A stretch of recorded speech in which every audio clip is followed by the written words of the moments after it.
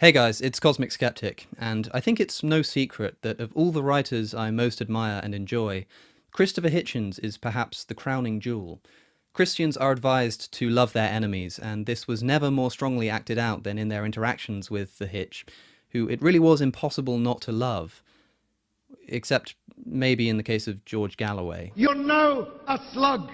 You did write like an angel, but you're now working for the devil, and damn you and all your works. I adore Christopher Hitchens, his humour, his charm, and his frankly enviable prose.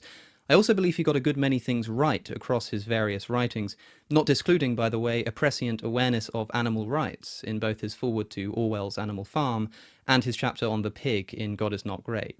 Still, to avoid the perhaps not entirely unreasonable charge of sycophancy, I've taken it upon myself to identify what I believe to be some of Hitchens' weakest arguments in his religious debates. So weak, in fact, that I really think they should be considered discrediting and serve as a reminder that, fierce and brilliant as Hitchens was as a journalist, he was in no way a serious philosopher. Undoubtedly, I am supremely influenced by Hitchens in both my thoughts and the way that I express them. I might well have watched every single video clip of him that exists on the internet, and I can quote him from memory. His influence, in other words, has undeniably made me what I am today. But if Christopher Hitchens can turn on his maker, and so can I, and that's exactly what I'm intending to do in today's video. In Letters to a Young Contrarian, Hitchens writes, "I attack and criticize people myself. I have no right to expect lenience in return. And so lenience there shall not be." I want to expose some of Hitchens' worst argumentative characteristics and show how he employs them to make you think that he has the upper hand in a debate, even when he definitely doesn't. The biggest problem with Hitchens' bad arguments was that he presented them so charmingly and convincingly that it's easy to be won over by them. Unfortunately, presenting bad arguments cleverly is the definition of sophistry, and so definitely worth calling out and breaking down. In fact, I think the only way to trust a person's admiration for someone is in the knowledge that they recognize their faults if and where they exist. I'm not claiming that Hitchens was always sophistic, of course, and neither am I claiming that when he was so intentionally.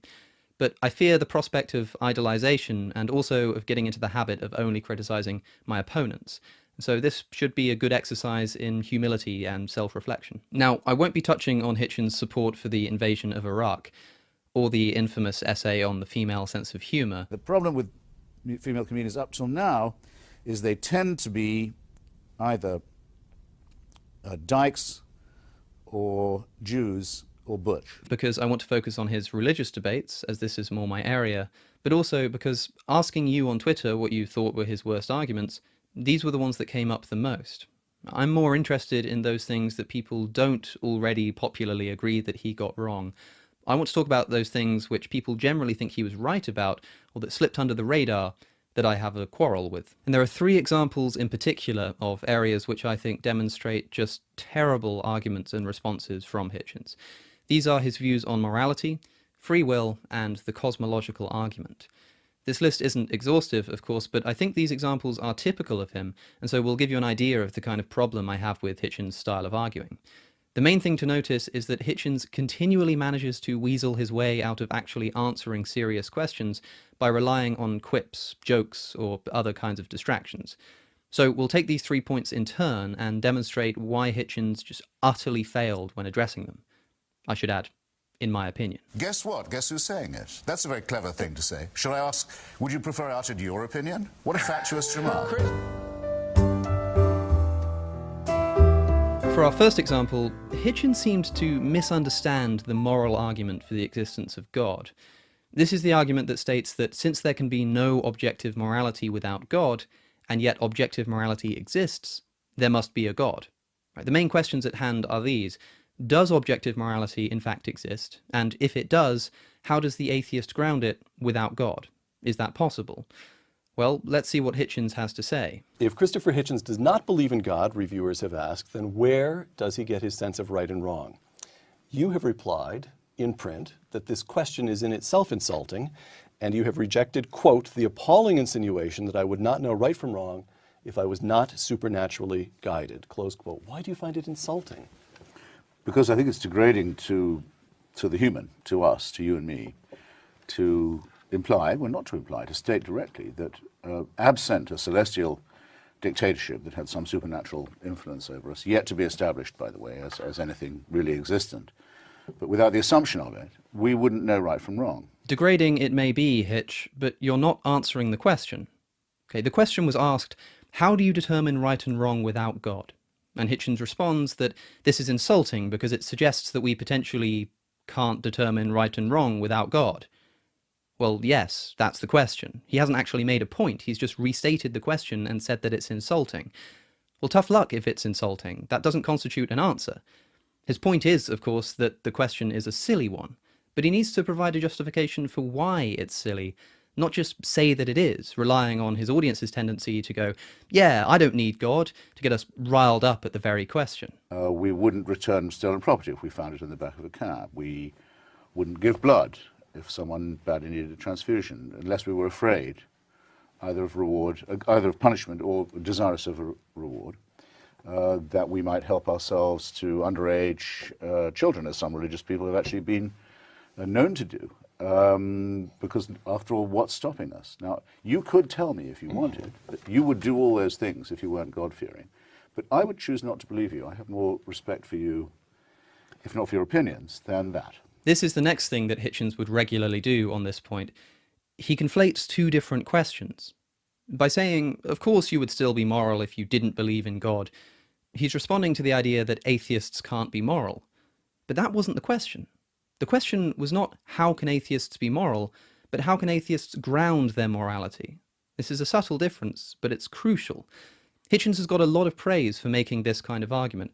Of course I'm still moral despite not believing in the supernatural dictator. I'm insulted that you would suggest that I can't act ethically without divine permission. I don't believe in the rest of it, don't believe in the prophets, don't believe in the mountaintop, don't believe in the revelation. Well, nor should you. But how dare you suggest to us that we couldn't teach our children self-restraint and respect for others and the golden rule? How dare you? But when the religious say that there cannot be such thing as morality without God, they're not saying that there cannot be such thing as morality without belief in God. They say that you can be an atheist and be moral, you just can't objectively ground your morality. So when Hitchens asks, how dare you say that I can't be moral without believing in God, he's answering an objection that was never put to him. He's answering a different question, one that the religious rarely, if ever, actually ask. But when the question is framed more clearly, sometimes Hitchens understands that he is in fact being asked to ground morality, not just to prove that he's a moral person. Let's have a look at what he has to say when this occurs. At every time I'm asked this question, if you didn't believe in God, how would you know what was good and what wasn't? Every time I'm asked to speak on this, the daily news allows me to give a different answer and give a different example. Take the simplest case of what I believe is innate, our instinct for our children. You don't have to be a parent to have this. You see a child trying to rush into the traffic. If you're not a parent, something tells you what you probably ought to be doing about it. The care and love and protection of children is instinct in us, in fact in many other species too that don't claim to be divinely ordered around. It's something we all share without having to have it explained to us. So Hitchens is answering the following question. How do we ground our sense of morality? And his answer? Well, we all have a sense of morality within us. The question is, how do you know that it's right to care about children? His answer? Well, any parent instinctively cares about children. We're not interested in whether we have a moral instinct. Of course we do. Who doesn't know this?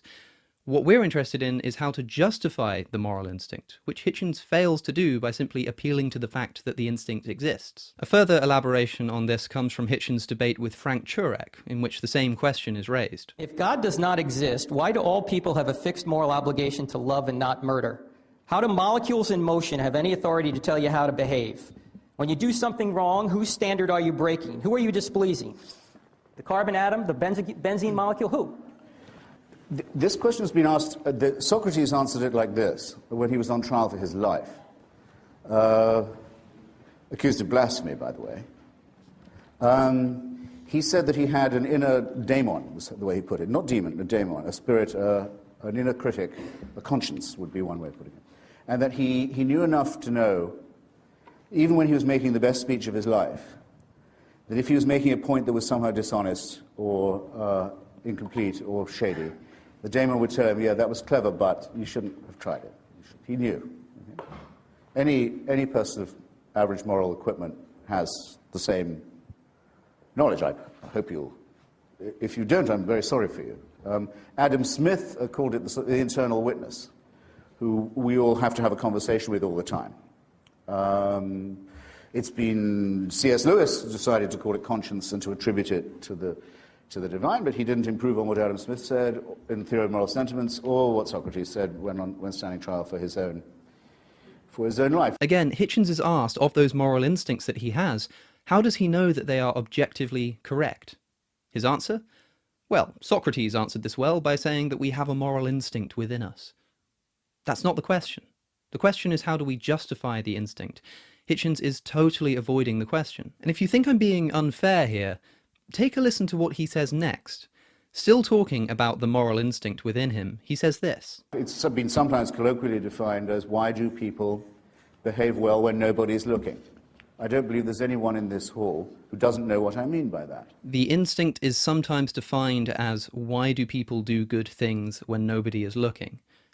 Hitchens is, in other words here, conceding the very point in question, that the moral instinct he has identified within us leaves wide open the question of why it exists and how we can justify it. Also, note how, when talking about this intuition, Hitchens says anyone of average moral equipment has the same knowledge. Any person of average moral equipment has the same knowledge. I hope you'll. If you don't, I'm very sorry for you. This implicitly recognizes that some people don't share his moral intuition. Some people don't have the same moral equipment. The question we are asking is, how can we know whose moral intuitions are correct? Hitchens responds by saying that you'll have the correct moral instinct if you have the proper moral equipment. Well, how do we know who has the proper moral equipment? Of course, because they have the correct moral instinct. This is the definition of circularity. There are people to whom those thoughts do not occur, who are deaf to that idea, who only think of themselves, who wouldn't worry about the internal daemon or censor or companion. And there are, of course, people who only get pleasure from being unpleasant to other people and inflicting cruelty on them. Aha, we may be getting somewhere. Hitchens is here recognizing that some people just don't share his moral intuition. How can we know that they have it wrong and we have it right? Well, let's see. The first group we call the sociopathic, and the second group we call the psychopathic. They occur in nature and in society. My only problem is with those who think that they're all made in the image of God. The one explanation that absolutely doesn't work at all. So Hitchens answers the problem of some people not sharing his moral intuitions by simply stating that we call them psychopaths and sociopaths. Okay, but the question is why we're justified in saying that they have it wrong, which you can't answer by simply calling them psychopaths. Notice that Hitchens then immediately moved to criticizing religious morality. This constitutes an argumentative fallacy that Hitchens would always commit, the tu quoque fallacy. Tu quoque means you as well, and is a fallacy committed when a person is presented with a mistake in their argument and responds by saying that their opponent makes the same mistake. It may be hypocritical of somebody to criticize the mistake of another person while committing the mistake themselves, but this doesn't change the fact that a mistake has been made. When, in later life, Hitchens advised people not to smoke for the benefit of their health, someone could have responded, "But you smoke." This is of course true, but it doesn't make Hitchens' advice any less good just because he doesn't follow it himself. In our present discussion, Hitchens has been challenged with the claim that an atheist can't ground morality. He first brushes over the question, as we've seen, and then he says, "But my problem is that the religious can't do it either." Okay, let's say they can't. That doesn't change the fact that you haven't done so either. If someone asks, "How do you justify morality?" and your response is, "Well, you can't do it either," you're committing a fallacy. Now, you might say in response to this that Hitchens doesn't have a burden of proof here. He doesn't have to prove that morality exists. That's on the religious. But Hitchens quite clearly believes and claims that morality does exist, and so long as he is making that claim, he does have a burden of proof, which he simply isn't meeting. But aside from that brief intermission, here's a summary of Hitchens and the moral argument in its plainest fashion. But if there is no God, if there is no objective ground of right and wrong from what do you derive your morals? Hitchens first argues that morality is innate within us. First, I think Right. our knowledge of right and wrong is innate in us. But then the interviewer presses him.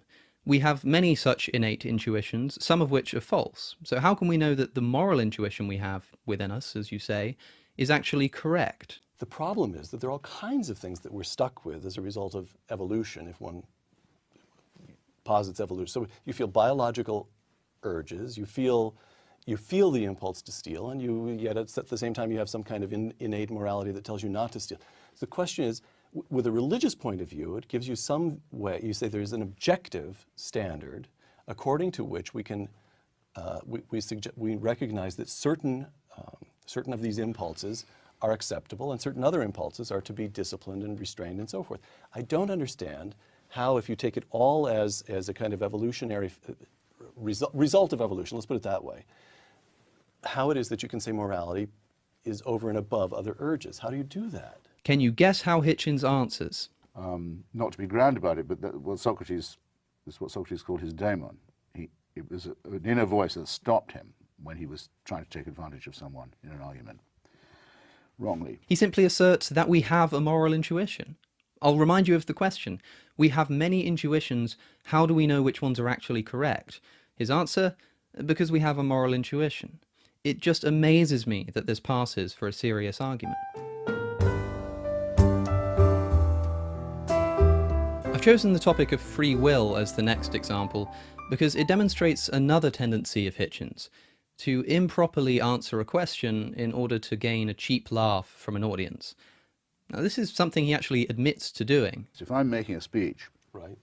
and I make a cheap point to get a laugh, which I'm not above doing, I can do that, or I skip a stage in an argument, to make an inexpensive point, and especially if it works, and I get them, I feel a pang. So let's see this in action. Are you assuming that we have free will? Are you assuming sure. that we have free will? If you answer, Then give me another source. If you answer my question with another Give question, me another I'll still source. answer it. Okay.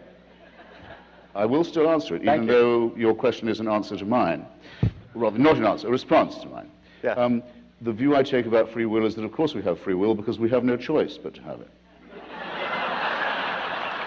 And the first thing to note is that Hitchens doesn't seem best pleased when his question is answered with another question. Bear that in mind for later when we discuss the cosmological argument. The second thing is noted by his opponent, David Wolpe himself. So I wasn't, to That's some a quip, extent, not an I was, answer. That is indeed a quip rather than a proper answer.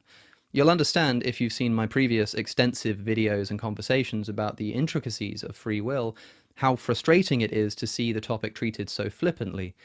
But let's give Hitchens a chance here. I was, and I still, to some extent, am a dialectical materialist, and I also think there are some ironies in the universe as well as in history. But to say, of course we have free will, the boss says we've got it, is to make a mockery of the whole concept. Okay, so Hitchens was asked whether or not we have free will, with the implicit expectation to justify his answer. His response? Well, to say that free will comes from God makes a mockery of the concept. We've already talked about this. Can you see what he's done? It's the tu quoque fallacy again. Well, you can't justify free will. Okay, but that doesn't change the fact that you have also failed to do so, Mr. Hitchens. This is the takeaway from the numerous times Hitchens does this kind of thing, turning the question onto his religious opponent. He manages to wriggle his way out of actually answering any seriously difficult philosophical questions himself, and because they are difficult questions, when he turns them on the religious, they struggle to answer them, gaining him brownie points in a debate. And I'll stress this point about the burden of proof. You may still think that Hitchens shouldn't have to answer the question because the burden of proof is not on him, but on his religious opponent. Well, first, if this is true, Hitchens should just say so instead of pretending as though he can answer the question by providing some quip or irrelevant observation. But I don't even think this is the case. Hitchens clearly says that he does believe in free will. Hitchens says that he does actively believe that morality exists. Separate from the God claim, on which he doesn't have the burden of proof, these are independent claims he is making that do require justification. He does have the burden of proof, so long as he's making them. But whatever, okay, accepting that we won't actually get a serious answer from Hitchens about whether and how free will exists on an atheistic worldview, let's at least examine his critique of religious free will. Here it is again. But to say, of course we have free will, the boss says we've got it, is to make a mockery of the whole concept. The force of this objection is all to do with the way Hitchens phrases things. Imagine, if you will, that I am the employee of a company, and my boss gives me an hour of free time for lunch. Someone like Hitchens might say, to say that I have a free hour because the boss demands it makes a mockery of the concept. But of course it doesn't. The boss doesn't demand that I'm free for his sake. He permits my freedom for my sake. Now, to be clear, I don't think that free will exists, and I don't think that God can permit free will, and arguably if he does so ultimately for his own sake and not for ours. These are all things I believe, and good arguments and interesting lines of thought. They're just not things that Hitchens ever said, instead deciding to get a cheap laugh from the audience at the expense of actually answering the question. A bit like he does in this famous example too. That could be an unpleasant thing, but how do you... Actually an evil thing, Let's call it evil, Christopher. Something that only a religious person would dream of saying. Let's call it evil. Where does evil come from? Religion. But Hitchens didn't always avoid answering the question by making a joke. Sometimes he avoided answering a question by simply inventing another question and answering that instead. Okay, for a clear example of this, I turn back to Hitchens' debate with Frank Turek and present his response to the question, how can something come from nothing?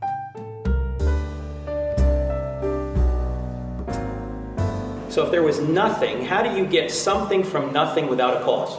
How do you get, I can answer the same question in the way I did before, how do you get so much nothing from something? You look into the night sky, if you're in, say, the Carmel Peninsula, you can't do it from many parts of Virginia now, but if you are in certain parts of California, as I was recently, you can look into the night sky and see universes blowing up and bursting into flame every night of the week, several times. They had something, and it's all nothing now. Who's the author of that? Who mandated that? Who's the creator of that? Who's the dictator who demands that sacrifice? You're making a rod for your own back here. Yikes. It is difficult to know where to begin with this one. First, the question is a metaphysical one. How is it possible that from a state of non-existence, existence can come? Consider Hitchens' point that many stars and galaxies have exploded into nothing. Well, this isn't quite true if we're being technical. The matter that made up the stars is still there, it's just exploded across the universe.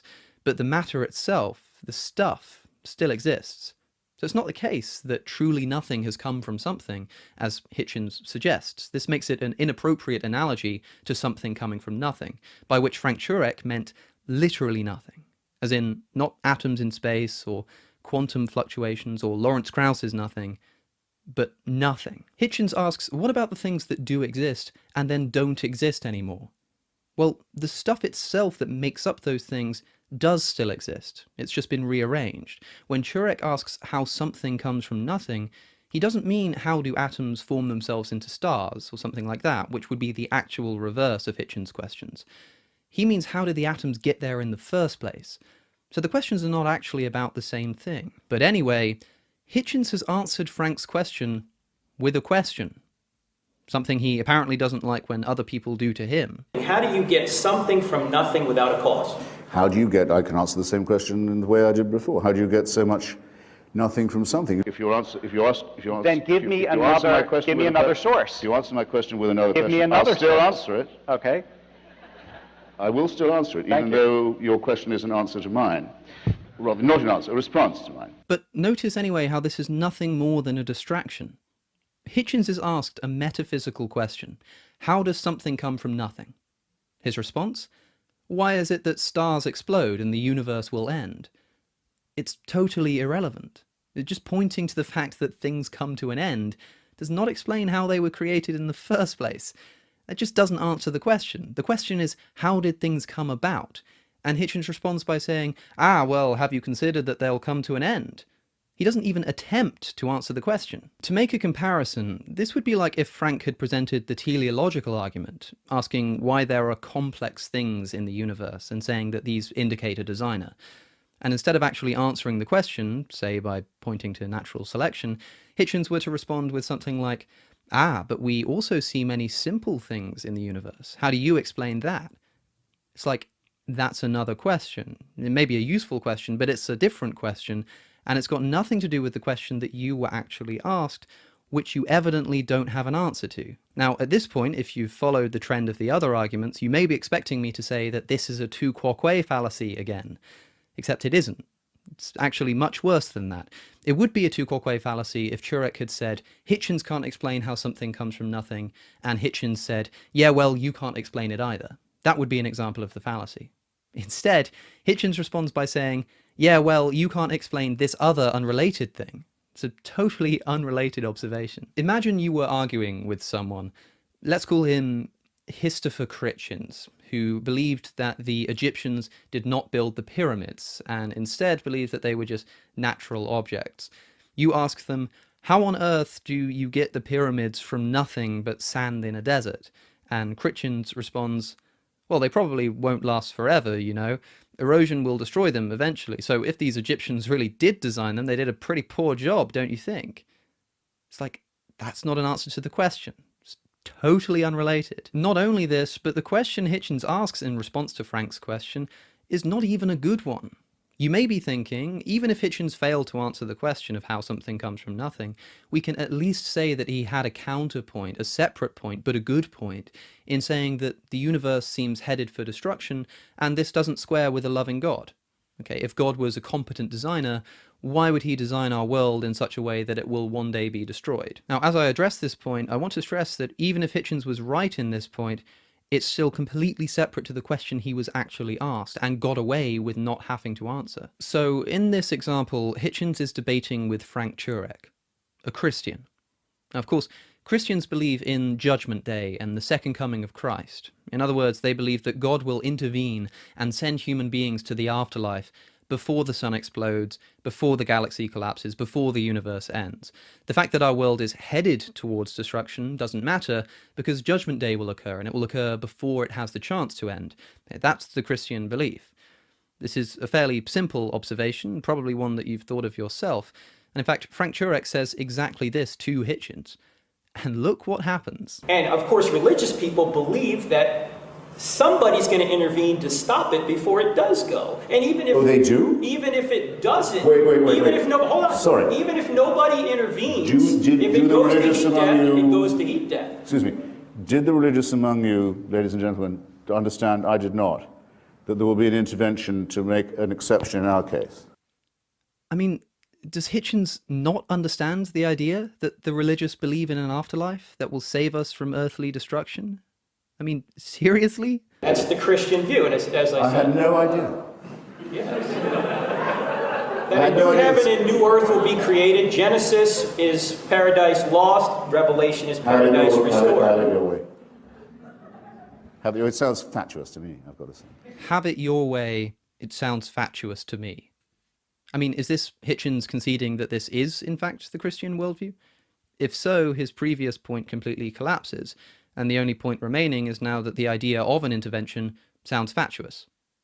Okay, so if God creates the universe and allows it to end, that's poor design and should be condemned, but if he intervenes to stop it from ending, that's fatuous.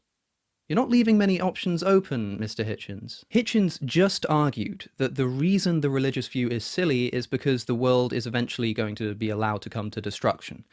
But then when faced with the supposition that the religious view is precisely the opposite of this, that it will not be allowed to come to destruction, he says that's ridiculous. But these are opposites of each other. They're the only two options.